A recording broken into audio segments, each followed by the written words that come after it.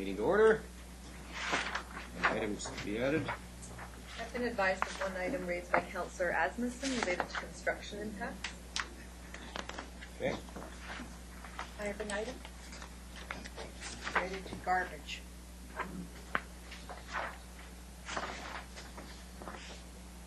Anybody else? Okay, that's the amended agenda. First item are minutes of the Council and Committee meeting held Monday, November 17th. The recommendation is that the committee approve those minutes. So moved. Second. Favor, opposed, carried.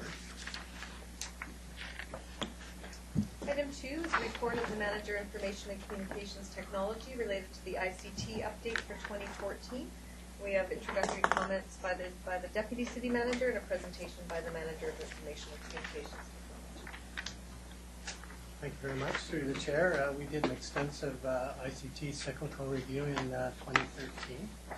We examined how the city's ICT function was performing, and there was a number of aspects to it. We looked at ourselves from an internal perspective and a customer service perspective, as well as looking at ourselves in comparison to other similar-sized municipalities. The review indicated that we didn't have any significant deficiencies with respect to our ICT functions. In fact, it said we had good customer service satisfaction with our ICT services, and it also indicated that we compared favorably when compared to other similar-sized municipalities. One of the reasons for the review and one of the reasons that we're here today was that much of the ICT work is done behind the scenes, so it's not apparent to council or to the public, and so one of the recommendations that flowed from that review is that we would do an annual report to council highlighting some of the major projects from the year and some of the major projects for the following year to give council a sense of the major initiatives that ICT is working on. So that's why we're here today, and I'm just going to turn things over to Rick, and he has a short presentation for council. Thank you, John. Through the chair, if I may, start by introducing my management team. James Andrusu is the Application Services Manager, responsible for all of our business applications at the city. Scott Jameson is our recent recruit, started in August, and he's responsible for telecom services, so everything related to fiber and cabling and wireless revenues and the radio tower, and he does 50% role with QNet as Director of Operations as well. Darren Browett, our Technical Services Manager, unfortunately is at home with the flu today, so he sends his regrets, couldn't be here. Of course, Darren is responsible for all of the hardware, operating systems, and our support desk. So he was willing to come, and I said, no, keep your germs at home where they belong. So if I may, I'll just jump into our presentation. ICT's mission is to provide innovative information and communications technology and exceptional service to our community of customers. That mission statement was developed by our staff several years ago, and it still holds true today in terms of our mandate here at the city. And our role is primarily to increase workforce productivity, citizen service, and management information through the application of ICT in the organization.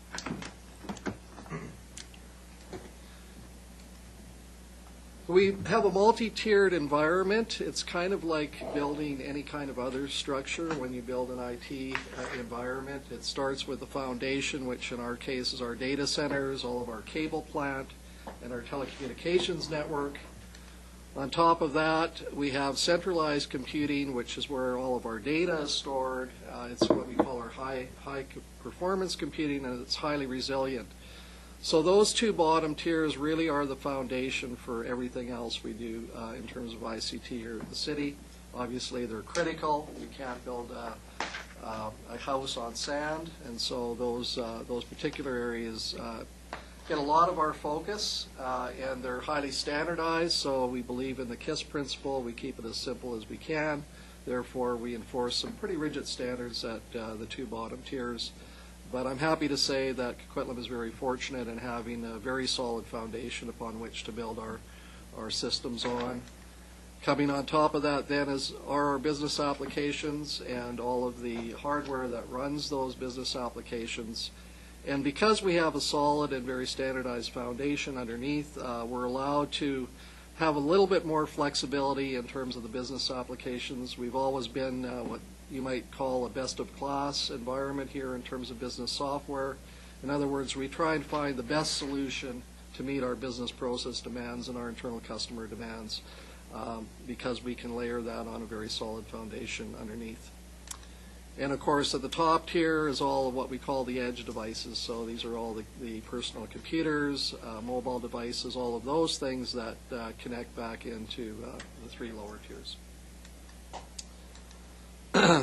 We support over 200 hardware devices, or 2,000, sorry, hardware devices here at the city, over 100 different business systems in operation.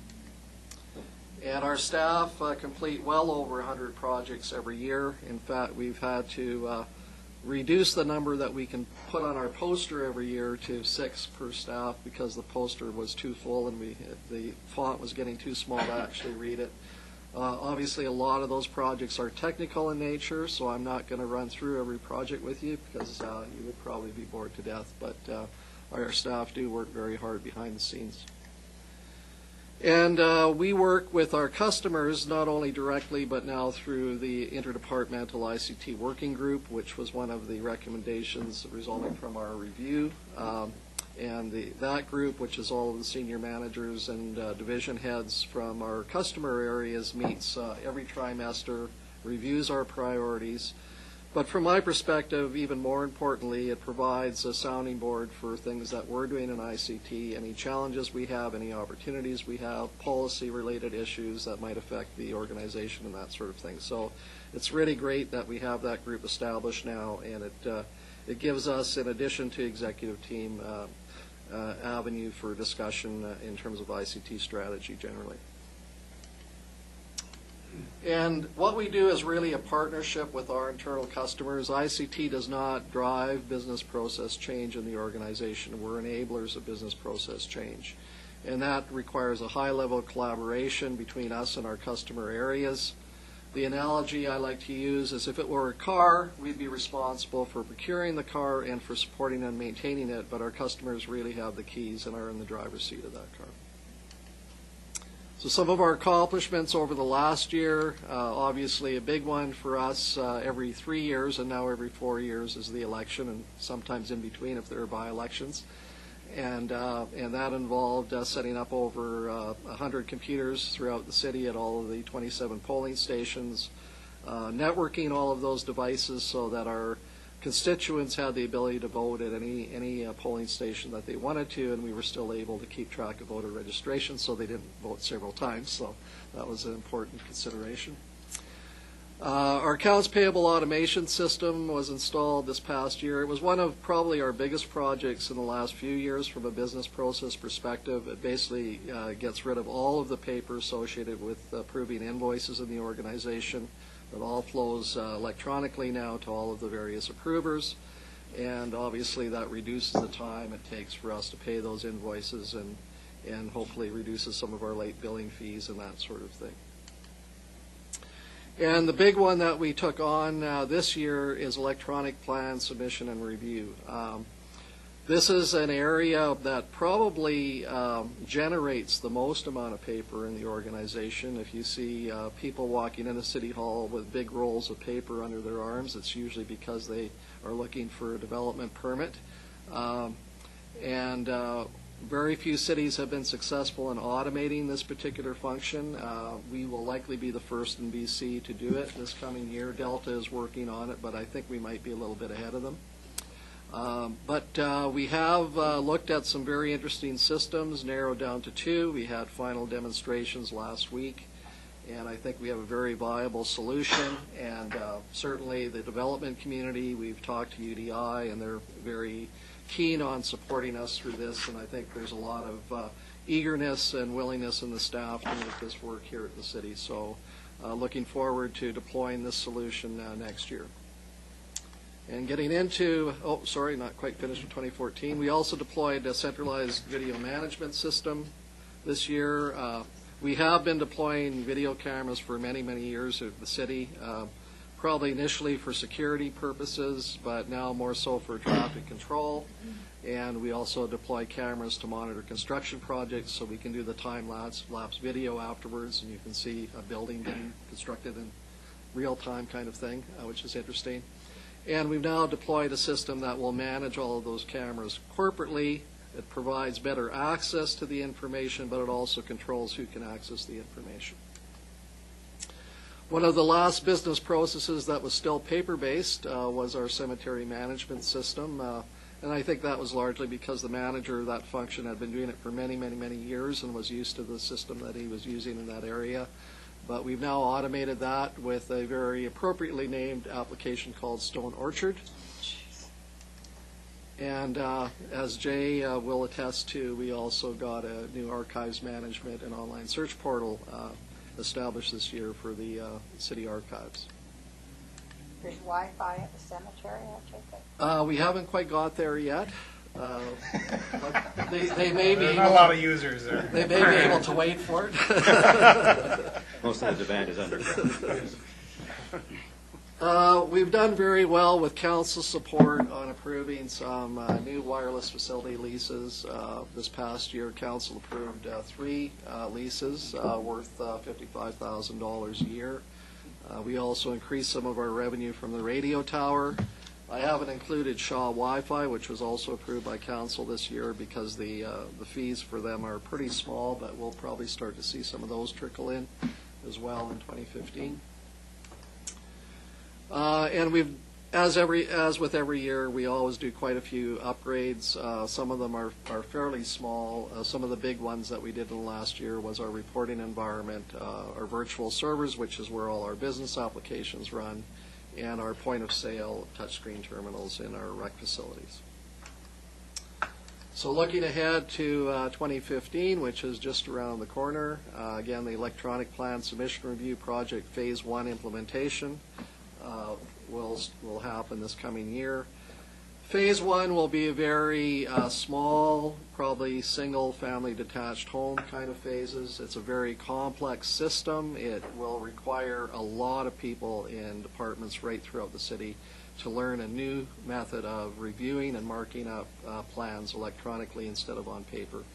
And we know that's a major transition, and so we're going to take it slow. Many cities have tried this and failed, and we don't want to be a failure, so we're going to take it slow. But we have included reviewers from all departments in the software evaluation, and I'm happy to say that there seems to be a lot of eagerness and willingness from staff in all areas to make this work. So really looking forward to getting this launched this year. It'll be a few years before everything is electronic. And I believe it'll be a while before our reviewers are proficient enough where we might actually see some improvement in turnaround times. There will be better information available for developers to go in and find out the status of their applications, to find out who's reviewed it, who has yet to review it. So there'll be better tracking involved with this as well. So in the long run, I think this is going to be a great customer service improvement for the development community. One of the last areas in finance that we haven't applied an application to is accounts receivable. These are non-tax and utility receivables and non-recreation facility point-of-sale receivables. Those are already looked after by other systems, but we have a growing amount of receivables that don't fall into one of those two systems, and so we're looking at providing a solution to take care of those. Recreation booking systems, our current vendor has announced end of life on our current system by 2017. Unfortunately, because they have a virtual monopoly in not only BC but a lot of North America, they've come up with pricing that is just not acceptable to most of us. And so we are going to be collaborating with other BC municipalities to look for alternatives, if not at least to put some pressure on Active Networks, the software vendor, to come up with a more reasonably priced solution for us. And continuing to expand Maximo, that's our maintenance management and work order system, out into the field for mobile workers. We've already done some of this, and the plan is to continue to expand this even further. So again, people out in the field will have a tablet or a portable device where they can get access to their work orders, update work order history, and all that links back into time card and payroll and all of those sorts of things. And Council may be aware we've been having some technical difficulties with some of our AV systems in this room and in the chambers. I think we have some duct tape on that projector right there right now, but it seems to be working today for the moment. But these systems are certainly well past end of life and are in dire need of an upgrade, so we'll be working on that in 2015 as well. And we do plan to expand more Wi-Fi outdoors, maybe not the cemetery, but certainly Town Center Park. We want to have Wi-Fi there for our 125th celebrations and senior games. And we're also have the ability through our agreement with Shaw to piggyback on their Shaw Go Wi-Fi deployment. So if they're looking at putting Shaw Go Wi-Fi into any of our parks, we'll just sort of piggyback on that for an incremental cost to get our Wi-Fi deployed at the same time. And we are still working on a fiber optic connection right to the Internet Exchange in Vancouver. This is something we've been working on for a couple of years. It's not mission critical. We do have Internet service, but it would certainly save us a lot of money and allow us to increase our bandwidth, take some of the risk out of our QNet business model. So there's a lot of benefits. But we don't want to just go out and build it from scratch. We're looking for partners or ways that we can get there at the lowest cost possible solution. So we're slow tracking it until we find the right deal. And then once we find the right opportunity, we'll be looking at, well, what else could we do with that connection? Maybe we could become an Internet exchange in Coquitlam. Maybe there's a lot of other things that we could do to benefit from having that connection. So Scott in particular and I will be working on that over the course of the next year. And every year we have upgrades, and 2015 is no exception. There's a lot of planned upgrades, some of them fairly significant, that'll be going ahead over the next year. And that is pretty much it in a nutshell. So I'm ready for questions. That's good, because we have some. Craig. Yeah, I was interested in the election. That's something I didn't think of, but I imagine it's a huge undertaking for you. Where did you get the equipment? Do you just go out, do you rent it? Is there a company that rents like 100 laptops for a day? We have tried that, and I think we have done that in previous years, but you find out what you pay for a rental is almost what you can buy a used laptop for. And so we just basically look for a low-cost laptop. And hopefully it will last us through 2 elections before the software and everything is completely out of date. So once the election is over, we put them away in a closet. We might use them for EOC and some other areas where we can make use of them. But unfortunately, renting is just not any more cost efficient than buying them. So. We buy them, but we don't put them out into the departments. We keep them and keep them as a set. Yes, we don't buy the what I would call commercial grade devices that we deploy in the organization. So we buy the cheapest we can find, pretty much, and then hope that they don't get really taxed very much at the election time. It's really just registering voters. There's not a lot of software required. You just put on what you need. Okay, yeah. Good, interesting. Just on the election, we received lots of compliments in terms of the speed of our results and that. So I think both our clerk's office and our ICT worked together in terms of producing a very good package. Our results were up, I believe, before anybody else's. And I received lots of compliments from other folks. How did you do that? That kind of thing. So I think thanks are in order. Yeah, absolutely. I think it's a case one of those things when you make it look easy, people don't think of it. And as you said earlier in the presentation, so much of this just happens behind the scenes. So obviously, so thank you for doing that. It was a great job. And I noticed that you're also talking about now taking the Maximo system out into the field. That would involve, I assume, buying tablets, wireless devices for people that are out working in the field? Yes, we've already deployed probably well over 200 mobile devices for outside workers. So those that aren't using mobile devices now will have a tablet, maybe a ruggedized, depending on what the nature of their job is, whether they need ruggedized equipment or whether they can do with. We even deploy BlackBerries for some of these mobile applications. So. Good. The AV system here for council, I know that's something that we've talked about around this table. I've never asked the question before, is in terms of, obviously we just want to make sure the mics and the cameras and everything are upgraded. I imagine the picture quality, the sound is going to be better with better equipment. Are we looking at going to, in terms of cameras, multiple cameras? I see, I'll tune into places like cam loops, and sometimes they'll have 4 cameras, which probably means involving switcher or somebody working behind the scenes. But are we looking at, upgrading that as to multiple cameras instead of just upgrading what we have? We're at the point now where we've hired a design consultant who's going to come in and make those kinds of recommendations to Jay and Darren, who are kind of managing this project. So those are options that are being looked at. Yep. Okay. And the Vancouver Internet Exchange, we talked about that a couple of years ago and trying to figure out the routing, how we were going to run the line through there. I'm just worried that, with everybody around us moving so quickly, and we have this discussion around QNet, is that, we were sort of leaders, but now we hear that the other telecommunication companies are starting to lay fiber. Are we at risk that somebody else will just run that line to the Vancouver Exchange and that we'll be then hooking into theirs? Is this a case if we wait too long, we're not a leader, or are we better to wait and hook into somebody else's? Yeah, no, I think that's something that we can definitely take our time on. Coquitlam is the gateway community, so pretty well all of the fiber going to Vancouver passes through our city now. So it's not like we don't have private sector fiber here. We have 6 carriers now with fiber connections to us. It still hasn't brought our price point down to what it can be at the Internet Exchange, though. So where we might pay $2,000 a month for a gigabit connection here, it's $500 or $400 at the Internet Exchange. So there's still a good ROI for having our own connection. Plus, there's other benefits, but that's what we're trying to flesh out right now. Good. Okay. Thank you. Thank you very much, Brent. Thank you very much for this report. It's one thing I pushed for and something I think we have a better understanding today now with this report of what exactly ITT and what its support, how much it does behind the scenes for the city to keep things moving.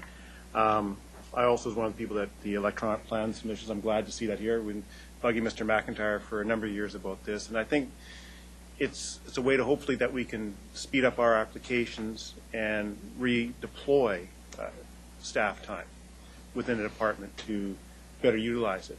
The question I do have is on your accounts payable system. With this new system deployed in 2014 and staff getting better, is it going to reduce staff time needed in payroll? Will this system? No, I think what it does is it allows staff to handle more workload with the same number of staff, so it's more of a cost avoidance situation into the future. The finance staff still have to process the paper when it comes in. It still has to be scanned. Some of our vendors will be sending electronic invoices, but those have to be routed. It probably it speeds up the turnaround time, because when it was being deployed over via internal mail, it would sit in somebody's mailbox for several days before they get around to looking at it and signing it. Then it would go back internal mail. It would take another day for it to get back to finance, and then there's all the paper being stored and processed and all of that sort of thing. So the real benefits are in reduced paper and in speeding up the approval times more so than reducing workload. So with this system, as it evolves, it should be able to, as you say, keep our staffing similar at the rates they are today, and being able to, as it gets more complex and gets more evolved, it'll handle that increased workload for us. That's the hope, is that we'll be able to handle more growth with the same number of staff. And there's more upgrades available within this software as we go along? Yes. Okay. Thank you. Harry. Yes, thanks. Questions regarding the electronic plan submission and review system, which apparently has caused a lot of problems when trying to be implemented elsewhere. You tell us about what those problems are and how we are going to overcome them? I think one of the biggest problems is finding the right equipment for staff.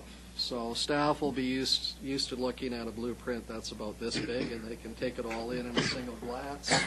So if we give everybody 2 monitors this size, they won't have enough desk space to do that. So we're going to have to find some innovative solutions for the technology. But I think technology has been one of the big hurdles, and obviously with the types of screens, thin screens that we have available to us today, we're better equipped now than organizations used to be with the older technology in the past. Victoria, we understand, had a lot of staff turnover when they tried to deploy, including management turnover, so that impacted their project, and they ended up putting it on the back burner. So there have been a number of things, I think, that have caused these projects not to succeed or to be delayed, if nothing else. We've had 2 presentations now at E-Team on this, and our overall core messages are take your time and get it right, and get the staff acceptance as you go through it, because sometimes when you just impose a solution from just a technical viewpoint, the staff will actually have to use it at the end, reject the outcomes. Now, there were some additional examples in addition to the Victoria case that caused us some concern. We're very comfortable with how they're moving forward with this, and we have every reason to believe why this is going to be a success. Thank you. I was going to ask the General Manager of Planning, but he's put his hand up as well to volunteer some information. So, Yes. Mr. Chair. Jim. Thank you, Worship. Good afternoon, Council. And just picking up what Pete was saying, a couple comments along that line. There was, thanks, Kerry. There's been 2 presentations to E-Team so far, and some really good feedback, and we'll be coming back to E-Team. I'm not sure how some of the other municipalities tackled it. Maybe they got a little over-ambitious, and I think with one story we heard, they tried to do everything all at once, and as we're just saying, we want to start incrementally with smaller processes and then build from there. I think the other thing, too, with this project investigation and launch, there's been really good collaboration between ICT staff and staff, like both in planning and building. And we had a rollout last week engaging staff from elsewhere in the organization, parks, engineering, environmental services. Eventually, staff will be needing to plug into that system. So getting them aware, inviting them to some of the demonstration product demonstration sessions. So I think it's a real good effort made at involving, engaging the staff ultimately have to work with these systems. And in that, too, it was interesting I attended the one session with staff last week, and there was sort of like one of these aha moments with some of the staff in engineering and environmental services. They go, wow, once we get this software and this training and this equipment, they might be able to use that for other projects, like engineering projects or some of the parks planning projects, too. So it's not just focused, I think, in time on development applications that could be used elsewhere. So, proof of the pudding's always in the eating, and from this, the end product here is how efficiently we handle the plan applications, the reviews, and everything like that. And that's been something that for the 3 years that I've been on council, we're hearing that you're always working on making things more efficient and speeding it up, because the builders are always saying that it's never fast enough for them. So what are your thoughts about how much more efficiency can be brought into the system in terms of time saved, essentially? Yeah. Certainly that's been one of the main motivations in getting into this area. I can't say right here, right now, how much of a gain it would be. In fact, a little bit of a caution to start. Like with any new software you go to, a new system, in fact, you might see a little bit of falling back for a bit as people get accustomed to the new system. You know, both the clients outside and their consultants coming in, staff receiving it, processing. So it's always a learning curve.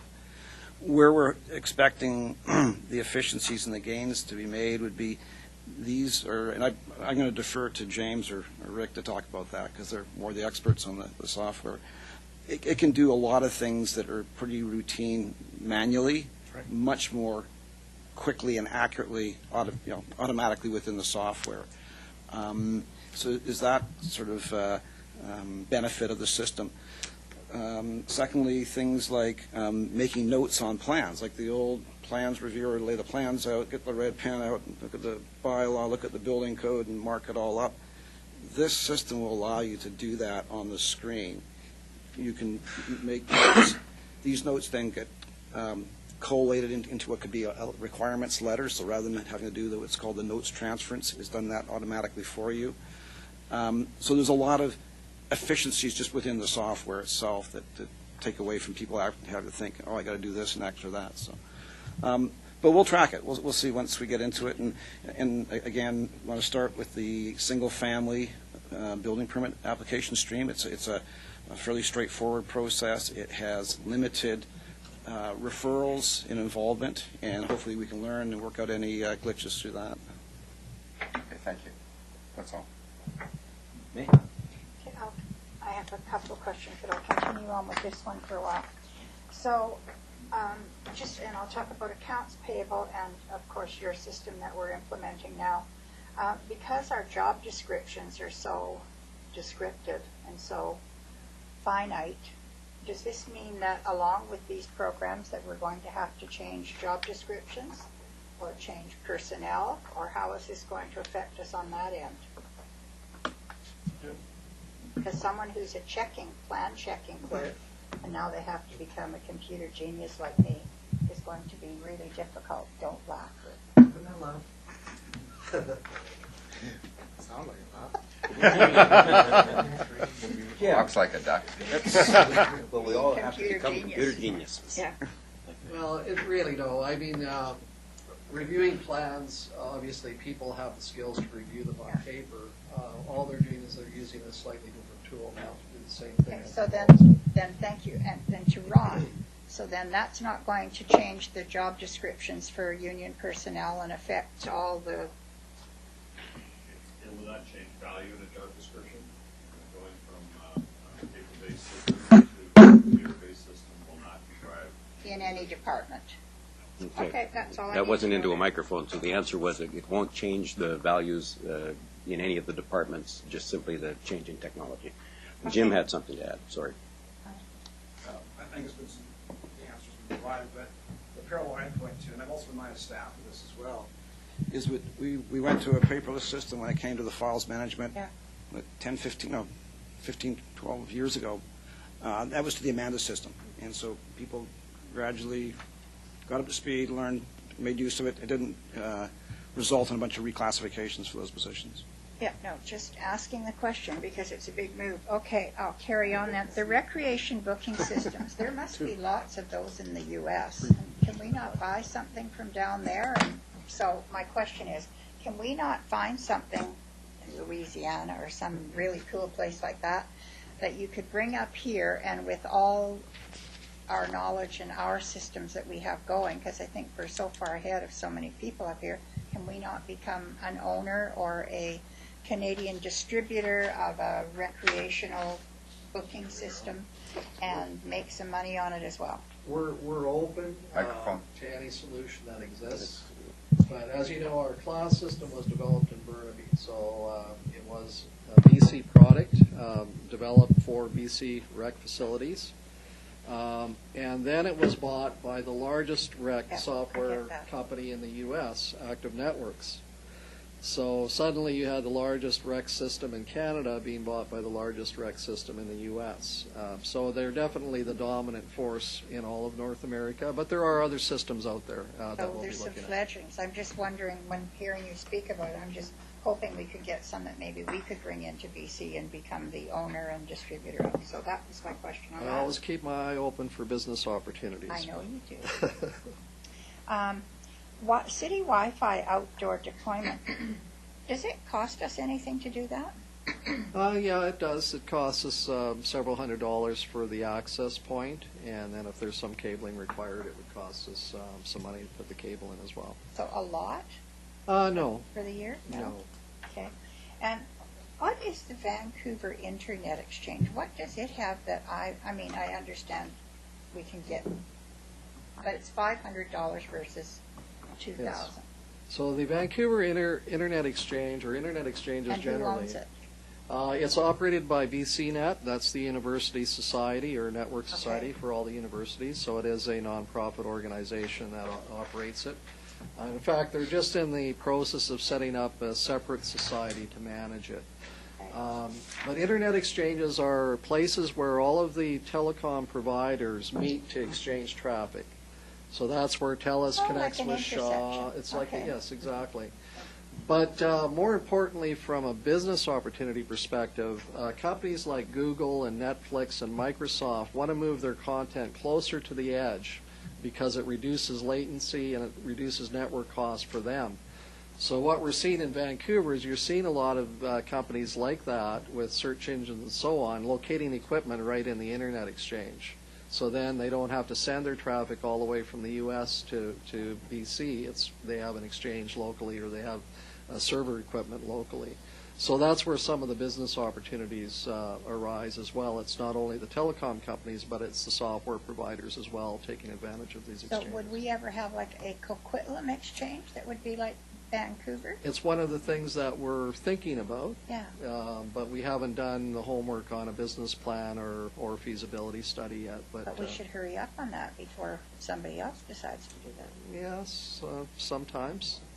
It's a matter of finding the right balance. I don't know if any other municipalities are as far ahead as we are with QNet right now, but obviously we can't just sort of sit on our heels and wait. We want to be as proactive about it as we can. I like taking advantage of these business opportunities.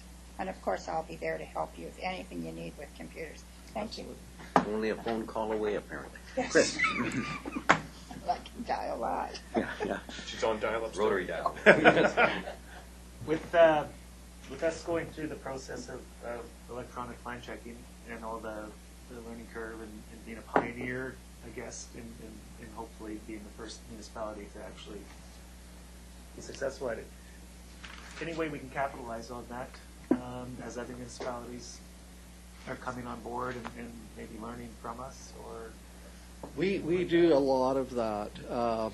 There's one thing about municipal IT is that collaboration is almost like second nature to us. We have a group like UBCM or LGMA called MISA, where all of the IT departments from pretty well all the municipalities, not only in BC, Western Canada, Ontario has their own, and Eastern Canada, get together to share information, share ideas, and help each other out. In particular, the larger municipalities helping the smaller ones move forward as well. So we have a very collaborative kind of an environment, and I expect that if, or I should say, once our system is up and running, a lot of other municipalities are going to be coming to take a look at what we're doing and that sort of thing. As well, developers are not tied to boundaries, so a developer working at Coquitlam and has that nice system, and they don't have to print all that paper here, are probably going to be lobbying in other cities where they do development to say, well, why don't you guys have a system like this here as well? So I'm sure that'll come for sure.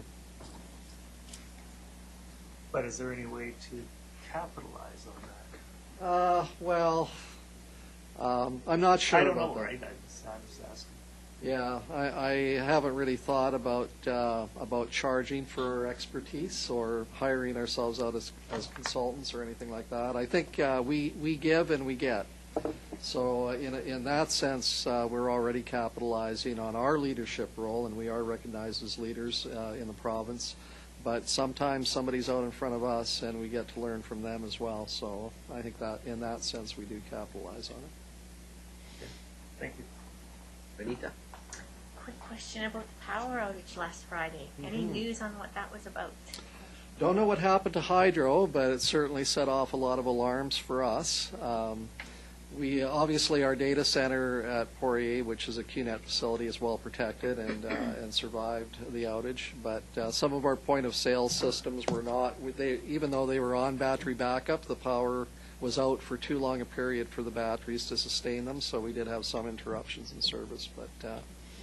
Because what I noticed was even the cell phone was not. So not it would going have out. would have knocked out some cell sites then in that area. So that's probably why. Raul has Yeah, it was an element. sorry, if I can, it was apparently a car hit the telephone pole.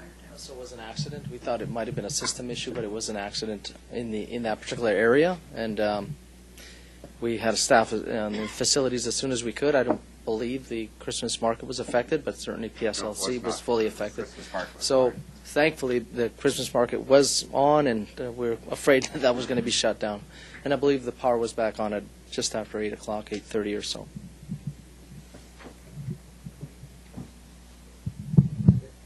Yes. Okay. I had only a little bit of comment related to the electronic filing. I was a consultant in the late 90s, and one of my clients, a municipality, were talking about electronic filing at the time because AutoCAD was in, and I was also working at the time with Jenish House Design, and they were doing an awful lot of their stuff on AutoCAD. And so the talk at the time, a number of years ago, 16 years ago, was about the won't be long now. So I'm not sure this is rushing it. This seems to be. But when we do adopt it, I wonder if it's possible to get a chess clock into the filing system so that we know the ball's in whose court, so that those developers that then say, well, it's been 45 days, we've had our plans in there. Well, actually, they were in for 2 days, and then they were sent back to your designer. That sort of issue where we can answer better, and it's more directed obviously at Jim, but answer better those queries about the delays of development permits and stuff. When the drawings come in incomplete, it should be obvious sooner now, and we should be able to send it back to them and have our side of the clock stop. If I may answer that a little bit, the system, because it is all electronic workflow, keeps track of every checkpoint along the way. So we will now have much better information about how long an application has sat in a particular department before it was returned to or approved by that department or reviewed by that department, and all of that kind of information. As well, one of the challenges our staff has is when they send out revisions to drawings and they get them back, they're never 100% sure that only the revisions have been changed and that other things weren't possibly added to the drawings. This system will instantly tell you if anything besides what the city wanted changed was changed on a drawing. So there's a lot of efficiencies that can be gained out of the software. I've been pushing this for years. So you will no longer have to go back and verify with those untrustworthy ones, or even the trustworthy ones, that they slipped tried to slip something in. Yeah, suddenly we have two parking spaces missing or something. Yeah. Yeah, okay. And I think the idea is, and it's certainly under the city's control, but we can allow the developers access to the checklist information as well, so they can see where their application is, what departments have reviewed it, what departments are still to review it, that sort of thing. So much better information all the way around. So Andre Molnar can't slip an extra story in. Oops. Terry. I just wanted to say I really enjoyed reading this report. I found it very interesting and very informative. And in a previous role of mine, I worked very closely with IT on lots of system upgrades, and I really like the efficiencies and process improvements that IT can bring us. But I think you and Chris kind of already touched on this. My question was, how much do the various communities and city halls share notes and share information regarding IC&T services? Yeah. If you have anything else to add, I'm just curious about that. We're very collaborative. One-on-one, through our larger groups, the CIOs meet on a regular basis and exchange information. And I think other departments, department heads, through their various groups, also talk about IT as it affects their particular areas as well. So there's a lot of collaboration. Thanks. Does BOABC have an electronic side to it, or building officials, do they deal with that in their, I don't know, That's a good question. I know the issue came up around the validity of signatures, structural engineers, and that's, let me take that back. I'll ask Doug and Jim how plugged in they are to that. Electronics engineers stamp, okay. Anybody else? Just back to you, Jerry. here. Thank you. So one of the things we're looking at for the improvement of the AV around here is getting extra microphones for the other desks. Yeah. Don't like my thing. And what's the significance that Scott and James walked in not with laptops, not with iPads, but with good old-fashioned paper? That's a message. It is. They don't often wear a suit, so they were just a little confused. Okay. Thank you. They're just trying to fit in. Good observation. I saw it right away when they walked. Just saving for a zinger at the end here. Yeah, you've got three or Yeah. 4 pads open. Oh yeah, but that's my main thing. Okay. Anybody else? Receipt. Move recommendation. Second. All in favor, opposed? Carried unanimously. I would encourage the new counselors to do this electronic stuff. It actually isn't that tough. I mean, I don't consider myself an expert, but we had a number of people that tried it, but Paper's everybody better. slipped away. Everybody slipped away. But you can do notes and that, so try it. It's not that tough. I'll try it for now. I really like taking The hard I part know. is It's not that tough if I can do it. I like my paper. So do I. But use what you're most comfortable with. I find when you're chairing, it's just almost impossible to keep to the right page on the electronic. I use electronic when I get to Metro, but I don't use an electronic. Metro, when you get to finance, it's hopeless to have it on there because you have to keep going back and forth from page to page. It's better to have it written.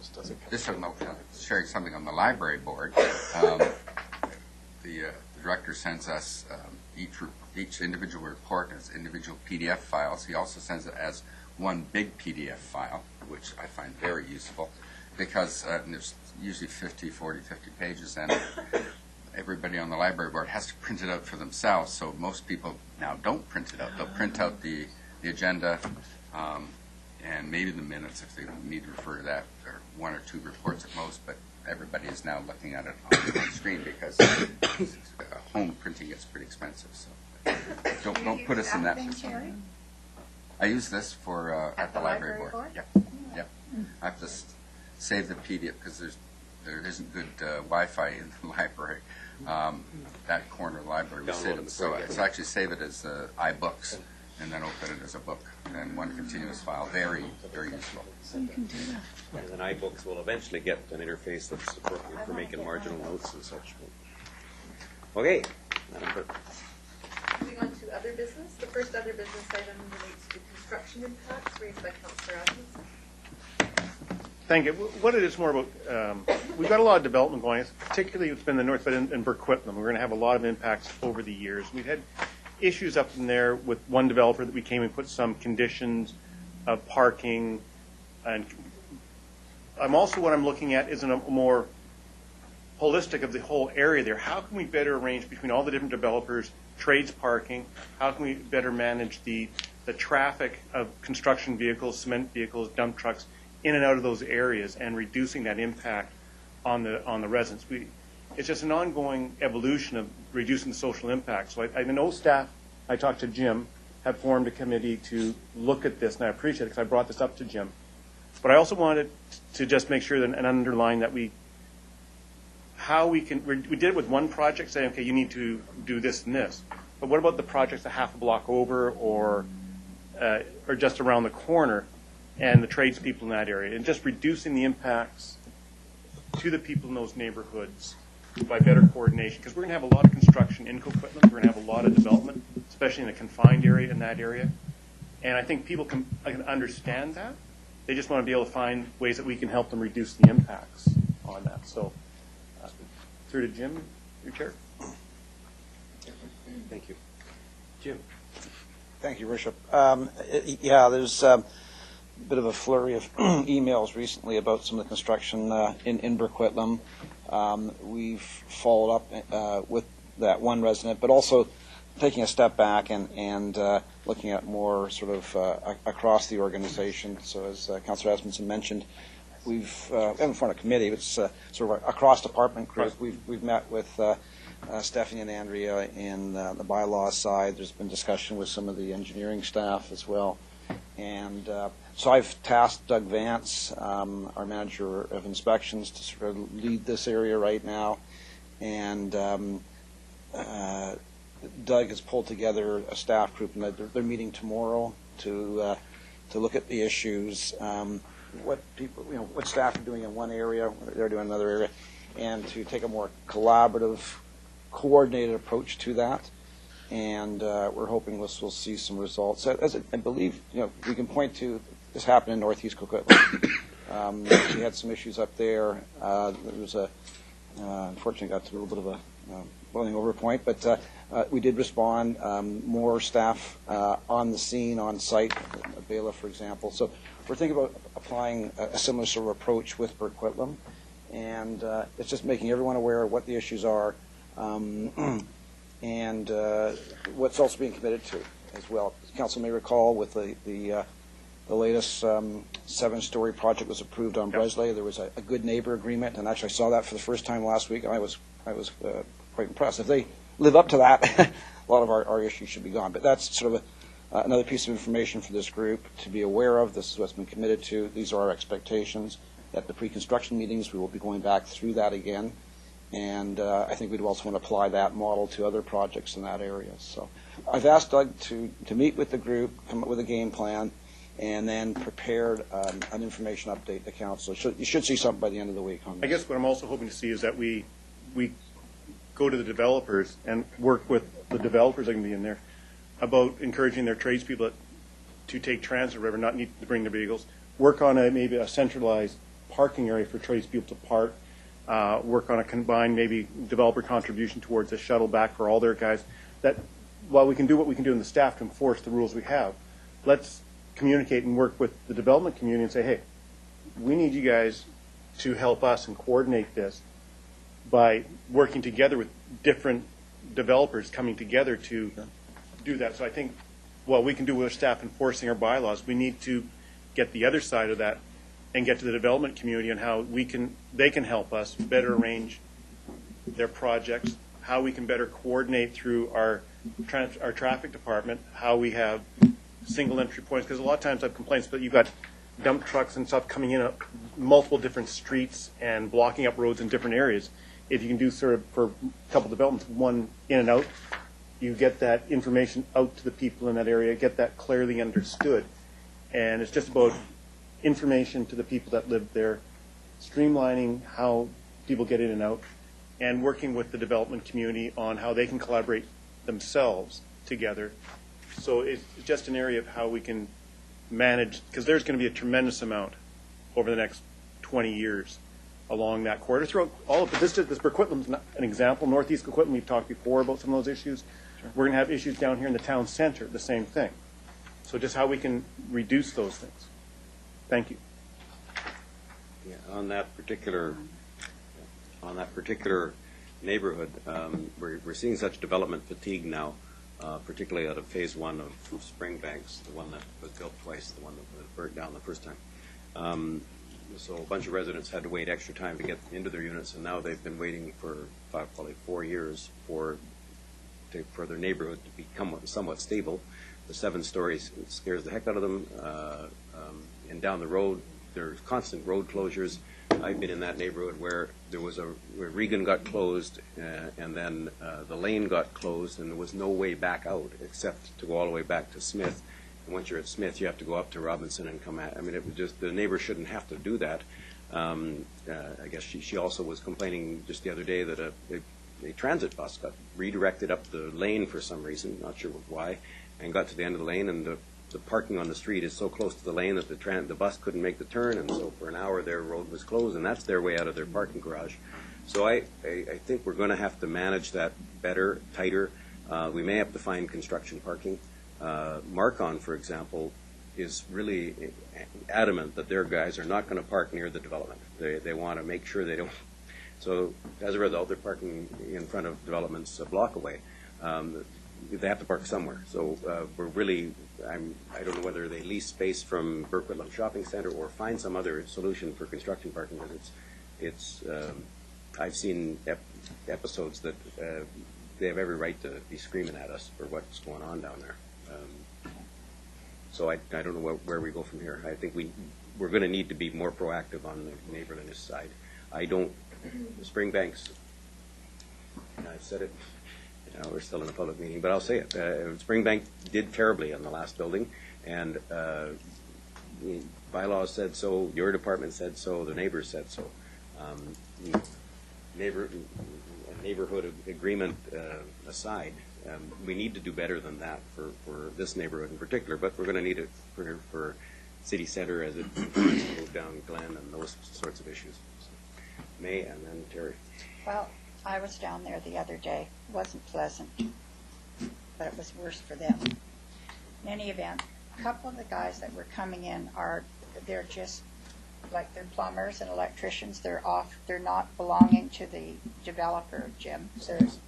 They're people that are delivering plumbing and delivering all this and doing that. And two of those guys are the ones that are really rude, that are telling the ladies what they can do and blah, blah, blah. And he bumped into me, which was really pleasant.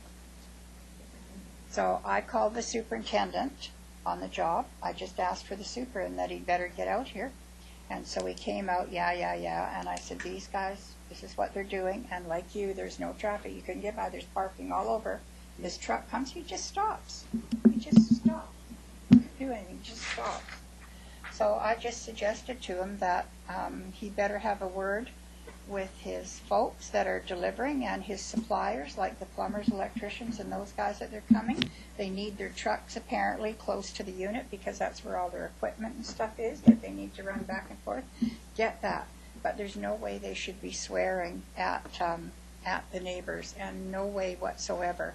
And basically the guy just says, well, people have to understand we're trying to move these trucks around. I said, you have to understand this is where they live, this is their homes, this is their driveways they have to get in and out of, they have children, you have to get this too.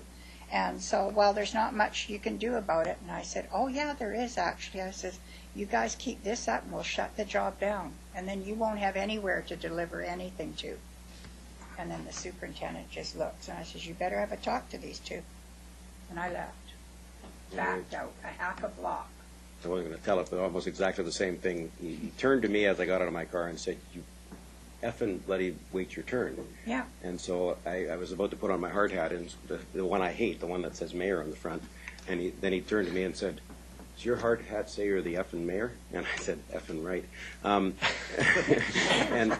the super was apologetic as hell, almost like this was not going to happen again, but it's the site superintendents we have to lay down the law on, and we have to make, and quite frankly, we should have a $10,000 fine for unauthorized closure of a road. You close a road, it's $10,000, because one of our issues is going to be we're going to be under construction at some point, and the building's going to catch fire, and the fire department's not going to be able to get there because the backhoe decided that it's easier to ask for forgiveness than permission. Well, let's make it really expensive to ask forgiveness.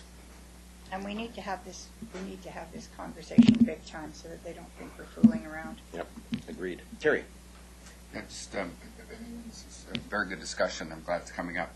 Now, Mr. McIntyre mentioned that one of your staff has been put in charge, Mr. Vance, I think you said, put in charge of trying to coordinate this. I think public frustration is often surrounds who do we call on this particular issue. Is it engineering, is it planning, or whatever? Would Mr. Vance be the person to call, or can you look at a central sort of line that people can call with issues such as we're talking about now? And if we do have a central location to call, one-stop location, would you look at publishing that information somewhere as well? So at least until we get the solutions in place, at least a less frustrating way for people to deal with these issues? And that's a really good question. Oh, the other ones weren't.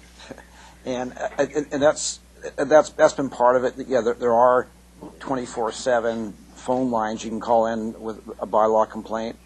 People aren't always associating with that. I think there's a lot of frustration. They could be calling the mayor's office, could be calling me, they're calling the building inspectors. They're calling all sorts of people. So I think that's part of what we need to do is get more coordinated in terms of who to call and just one line. And provide that number, and that can then be determined, is that more an engineering issue or is that a planning issue or whatever. I think that's what we need to sort of get our act together on a little bit better than we have. The other thing too is making the development community, helping the development community become more aware of these issues. And Springbank's got it. I think they realize this is their third project, and they want to continue developing at Coquitlam, but they realize they just can't keep going by the same old practices. So they were asked to prepare that good neighbor agreement. They did, and as I said, on first read, it looks pretty good. I think that's a model we would like others to follow. So I think that's communication that we need to have with the other developers, and not just in Coquitlam. I think we can apply that elsewhere. But it really is how do we make them live up to, how are they observing that? How are they making sure that they're going to do all these commitments, and how do we check on that? And that's the part that we need to take away and figure that out. So with the good neighbor agreement, you said you're impressed with the piece of paper that was there, but you don't know how it's going to come about in terms of enforcement or whether or not the person will live up to it on the developer on his end, or whether we're going to be able to actually look to see on a regular basis whether or not all those things are being adhered to, all those promises. And so but we have that piece of paper, but we don't have the time or the authority to enforce it, or what? No, I think we're working with a new tool now. It just came in last week. We read it. I reviewed it with Doug. I said, Doug, take this back when you have this meeting. It's happening tomorrow. Engineering inspection is there, bylaw enforcement, or some other inspectors. Let's look at this. How do we bring this to life? How do we make sure this is, there's knowledge of this and it's being followed up on? So that's part of what we need to work with our processes. For me, a pre-construction meeting is really key to that. We will want to bring this back to the development community, perhaps to the UDI liaison meeting, bring it to their attention as well, that this is our expectation. This is the standard we want to set for development in Coquitlam. Are there any legal impediments that would prevent us from enacting some of the things we're talking about today? Let's say we wanted to set up a central office that coordinated all the plans and had one master, so they could, maybe it's all on a big computer screen like we were talking about earlier today, and they can see everything. Oh my goodness, there's concrete trucks coming in there today, and there's concrete trucks coming in there. That's no good. We've got to change something, and that'll all. Are we allowed? Is there a way that is there some sort of thing in the community charter or something that we're not allowed to do that? We have to be limited more to planning and bylaw enforcement, and is there some issue there? I'm wondering about. It gets very complicated on the ground, and maybe Joseph might want to comment this as well. I think we may do a better job in terms of staff in these various areas being aware of what project's been approved at the development permit stage, what project's been approved at the building permit stage, when's the pre-construction meeting, so they have a sense of what's happening out there. Just don't, they're driving around on the street, all of a sudden, well, what's happening there? They should be aware of it. With some of those projects, there is a traffic management plan they have to prepare, and that goes through Joseph's area, and he can better speak to that. And when they get to actually applying for road or lane closures, again, that has to go through engineering. But it's more on a specific, they need to do a concrete pour during this week sort of thing. There's not, to my knowledge, an overall coordinated plan for that, looking at all the various sites in the neighborhood. One of the things we are pushing for, taking this good neighbor agreement or policy as a starting point, is let's identify where staff and trades parking would be. And there may be some staff that can be parked some distance away, and you see that in the city center. They're parked all over. They walk to the site. Other trades need to have their vehicles, their equipment nearby. So there's some differentiation in terms of the parking. So we need to have a better coordinated plan for that as well. Okay, thank you. One number is a good idea. Thank you. We have it. Dennis. On the good neighbor agreements, is this a document that when it's finished, it's shared with the neighbors within that 100 meters or whatever it might be, or in the couple blocks that might be most impacted? It's coming across as a sort of pledge from the developer to adhere to certain standards? Or would we see it going in that direction? It hasn't. It's a public document. Yeah. It came in because we'd asked for it as part of the development permit for the project on Bresley. And so it's, and I believe Doug has made that available to some of the people, the residents that have called in. But that's something else we can look at. How do we better publicize? How do we make people aware of that? Yeah, as we look to the future on these, and appreciating that they are very new in coming out, that may be something that can be simplified into essentially a neighborhood pledge, that this is what they're pledging to do, this is how they're going to look to deliver it, and to build on Councillor O'Neill's point with the phone number. Centralize it through the call center. We do have a couple of call center pieces. The technology is there that you could actually assign a separate phone number for each development, and then staff would have at their fingertips immediate feedback with regards to how somebody's performing. They would know that we've got X number of calls on, 3510 versus 3509. So you'd be able to know exactly where it is. So it's immediate. It's right there for you. I think given the direction that we're going from a development perspective, it's going to be critical. Burke, we can appreciate what's going on in the Northeast.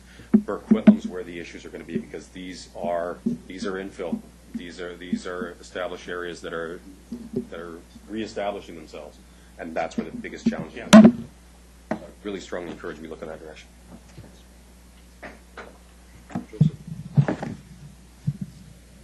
Joseph. Your Worship, just a minor addition to the discussion here. We have a fairly well-established system in the city of Coquitlam, which includes, obviously, best management practices for construction sites.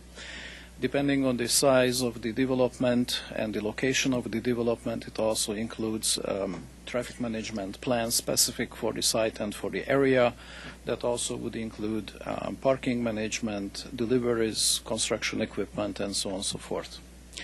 And we do, on one hand, share, on the other hand, require these practices from the applicants. We also require them and make them aware of these requirements during the pre-construction meetings and as the construction goes on, and we have a variety of inspections through a variety of inspectors happening. From time to time, they do share this information and remind the involved parties to obey the requirements. Where the system can and often fails down is, on one hand, the construction activities are very dynamic, and it's virtually impossible to coordinate 3 or 4 nearby construction sites simply because it depends on their progress, what they do and how they do it, and it can happen that on the same day, same time, they will have deliveries, and then for days nothing is happening. The other issue is a lot depends, in my experience, on the site superintendents. The site supers are the ones who really should understand what the requirements are and why and how they should obey them. And in some instances, that understanding is either not complete or it's not passed on to the trades involved in the construction. And as somebody mentioned earlier, not all trades belong to the developer. In fact, the developers usually have a core group of workers who do what they do, but there are a number of different trades, smaller companies who contribute to the progress of the construction. And my observation has been that the construction-related problems are proportionate to the IQ of the laborers and workers on the construction site. Typically, we have a really good understanding what should be done. The requirements are clear, and we have the best management practices, all that, and the developers understand it. The site supers usually understand it, but somehow there is a gap often between the site super and the trades who work on the project. So what we should really consider is to try to somehow close this gap. And the best example I can come up with, or perhaps just an idea, which is nothing new, I mean, we've been talking about this for decades. I think for the city of Coquitlam, we could consider, aside from the regular enforcement, whether it's based on the daily routine, whether it's based on complaints, I think we should consider campaigns. Like the police has done an extremely good job with the seatbelt enforcement over the last few decades. So from time to time, perhaps we should go out and make sure that people do understand what the requirements are, and if they don't follow it, then there would be consequences.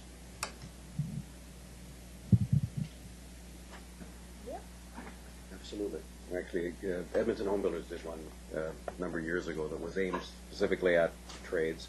signage and the whole bit to make sure that the coffee cup didn't end on the ground, that the road didn't get blocked, and that people were somewhat respectful with the language and the loud music and stuff like that, because it became a real big issue for them. Craig? So I was going to suggest a sign, right up on the front of the property with the phone number, because, if the residents, we send the phone number out and, 3 months later, nobody can find the piece of paper. But I think with that sign right up on the front of the job site, that's a reminder that the neighbors have the phone number and that they can make that phone call because it's right out in front. And that whatever that number is, not just the city hall number, but the dedicated number for this project or right into that department, have the sign right on front. I mean, I've been on job sites where they say these are the 12 rules of the site, and I've seen right down to pick up your garbage at the end of the day or whatever. I don't know if we want to post on an 4x8 for the new contractors, or the guy that's coming in for 2 days to install cabinets or something. This is our pledge, or this is our commitment to the community.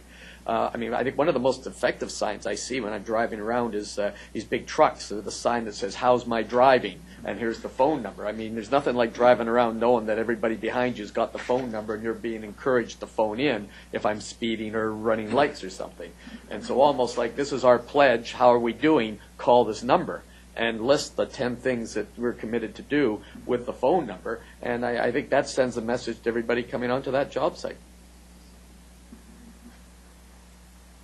Okay. So, question. Yes. Do not, in engineering, we have lots of lines. Can we not have one dedicated line? And I think just let's make Coquitlam our practice, because it's going to be deadly up there. And I think we should have one dedicated line that a person answers, not a machine. I do believe that the number we have currently, which is the 927-3500, the engineering customer service line, is manned day and night. During the day, it's the engineering customer service, and callers would get an answering machine ultimately only if all of the attendants are busy, which doesn't happen that often unless there are... It does happen, though. I've phoned engineering, and you get asked from one to another to another, so... I think we need one number. I think we owe it to Coquitlam to at least do that.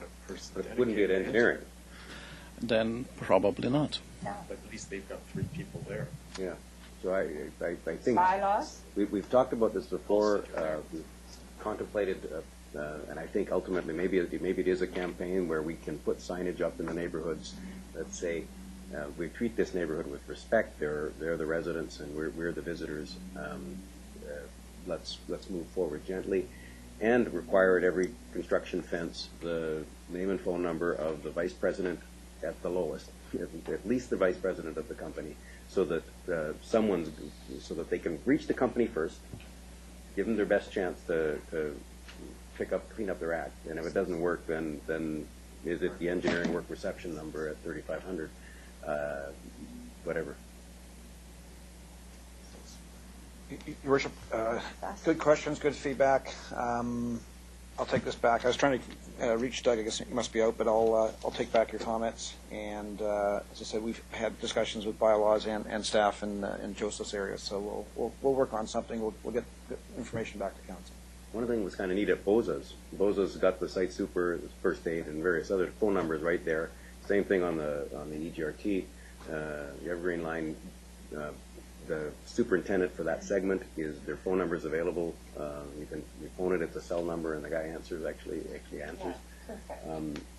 Make it so that we can reach them as well, and our site staff can reach them, and Bella can reach them, or whoever happens to be there at the time on bylaw, and perhaps a briefing for the bylaw folks to understand how seriously we want to take this situation. If they park when they're not supposed to with a construction crew, get them towed if necessary.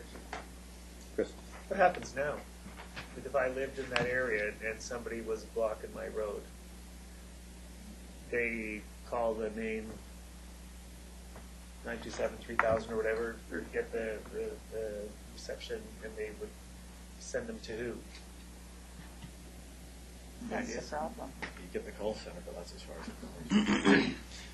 My understanding is some go through to bar law enforcement. If a call goes through to the mayor's office, because that's often where it goes when they're ultimately frustrated, and then Anita or Carol are good about tracking down either through planning or building or engineering, and we then get back to them after that. So we need one dedicated number. So with all, we don't have a system in place right now to deal with this effectively. Well, it really depends on the complaint. If the complaint is a parking violation, then it would go to bylaws. That one dedicated construction, though. Any kind of construction. But if it's a parking complaint about construction, I mean, it's hard to know whether that's a construction crew or the guy. The worst offenders are Canada Post, actually. So I think the parking offenses have to go to whoever regulates parking. I don't know. The one number would require one person then to take the call and direct the call to the people that enforce parking, I think. Because there's no one else who writes parking tickets except for bylaw enforcement. And the only ones that can deal with the road closure is an engineering thing. So, but at least you get one person that can find a solution. And John. Yeah, just to echo the mayor's comments, it depends on the nature of the complaint, and bylaw enforcement doesn't work 24 hours a day either. And engineering customer service is the after hours line if somebody has an issue during the night, but it depends on the type of issue. If it's a construction related issue, bylaw enforcement isn't necessarily going to know the details around what's right or what's wrong either. So it depends on whether it's a technical issue. If it's a simple parking issue, as the mayor said, then bylaw enforcement typically deals with those and tickets those, but it's a more complicated issue than that. So as Jim said, I think we'll take it away and we'll talk about how we can improve it and maybe make it more robust. But there's going to be a number of different people involved depending on the nature of the complaint. So we went to a orientation last week with engineering. It was made very clear to us by the engineering department how they would like to deal with those issues, or not these issues, but engineering issues, and I loved it. I thought, well, that's great. Now I know exactly what to do. Simple. The call comes in and it gets routed to the right person. So I would assume this would be the same sort of thing, that the person who takes that call would have the ability to forward it on. Okay, yeah, I just probably answered that already. Well, I would say generally we do, and bylaws typically takes direction from engineering if they need help with enforcement related to construction or a matter like that. So it would come into engineering, and then they would call bylaws if they needed somebody to go out and do tickets, help with enforcement and things like that. Yeah, let's leave it with the staff. Heard. Okay. Next item. Board business item 2 relates to garbage raised by Councillor Reid. Well, I'm getting all kinds of garbage calls, and I mean about real garbage.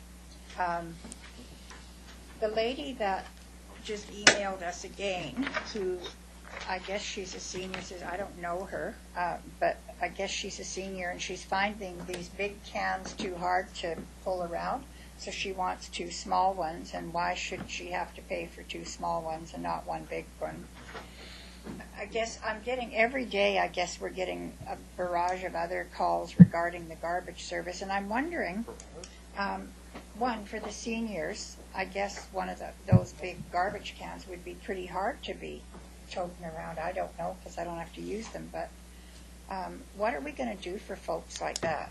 And is there anything that, now that we've got this sort of up and running and we're trying to get the wrinkles out, is there anything that we think we could be doing different that would work out better? At this point, what we are doing is we are addressing the specific issues to the general satisfaction of the complainants, and we are keeping track of how many of these kind of complaints we receive, and if the number of complaints will substantially increase, then probably we'll have to come back to council and present a suggested or recommended policy to council, and then we can resolve these issues in the future by policy. At this point, we deal with these issues one by one, and as far as I know, including this complaint you just mentioned at the beginning, is being addressed to the satisfaction of the complainant. It's what? it's being addressed to the satisfaction of the complainant. She will In get- other words, she's going to get smaller cans. At no cost to her. That is my understanding. Okay, well, hopefully, because, and I understand that, so it's very difficult, I know. And then the latest ones are, because of the weather, now people want us to do the pickup in December instead of November or something? Yeah, today we received a complaint about the timing of the additional green waste pickup, which we planned for November, which is typical for our area. Now the question really will become, how many complaints will trigger a wholesale expansion of the program? Council is well aware of the fact that we have provisions in our contract. It comes with a price tag. Anytime we are able to act on it, but I would be concerned to just go ahead because of one complaint. I'm not suggesting that you do that. I'm just suggesting it was an interesting thing because next year we could have snow in October, Totally. I mean, so how do we adjust for that? Well, we do monitor the weather forecast, and even this year we made some adjustments. So that's the best we can do. We have 2 4-week windows. Both of those could be extended to 6 weeks or even longer. So we're just going to sort of address them one by one for now.